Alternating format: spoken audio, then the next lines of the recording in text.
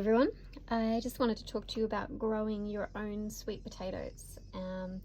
What inspired me to do this video is this morning when I was looking for some lunch, I spotted these things coming up from between some wood planks that I had beside the fridge. And I was like, oh my goodness, it's growing. So it doesn't look like it has a lot of potential at the moment, but I'll put in some photos in this video of some of the sweet potatoes that I've grown in the past. One was 2.1 kilos just for one potato, and that was just so delicious. I always grew the yellow and orange type ones.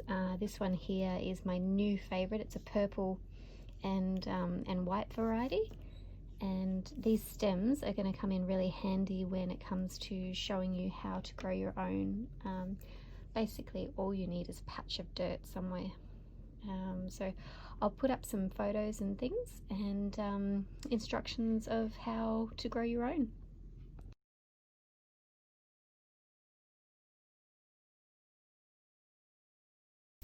Okay, so if you wanted to cut these, cut them to about 20 centimeters, and basically all you need to do is figure out what looks best as a base, which this one does, because you can see the little leaves that are trying to grow there, and these little lumps here, they're little roots that are also trying to grow. So pretty much at every interval there's little bumps of roots trying to grow, but try and keep it quite long.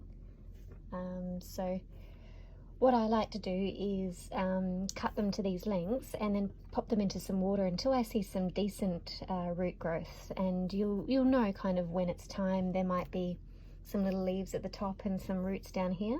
And what I did was I planted 2/3 in the ground and then 1/3 above. I did dig the soil around a little bit just to loosen it up, and I kept it moist until it looked nice and healthy and it could survive on its own, and then put some hay around the top, and you can place them about 1 meter apart. Once they start growing and establishing themselves, they'll send off little trailers and try and go everywhere. So what I like to do is keep them a little bit more bunched. So don't cut off all the leaves, but one good thing about them is that they are edible and quite sweet. So the leaves are nice to add to salads and things. So every time it tried to trail away, I'd cut that off and I'd put the leaves in even soups and stews and things like that. So I found that keeping them bunched, I think, produces better and bigger potatoes. If you don't feel like they're getting enough rainfall, you can definitely water them, but I really neglected mine, but the patch always looked nice and healthy, and the potatoes were beautiful. Unfortunately, because I live on a boat, I don't have anywhere to plant these. I'm at work at the moment, but please share all your achievements and wonderful potatoes in the comments. I'd love to see what you're growing. I can live vicariously through you.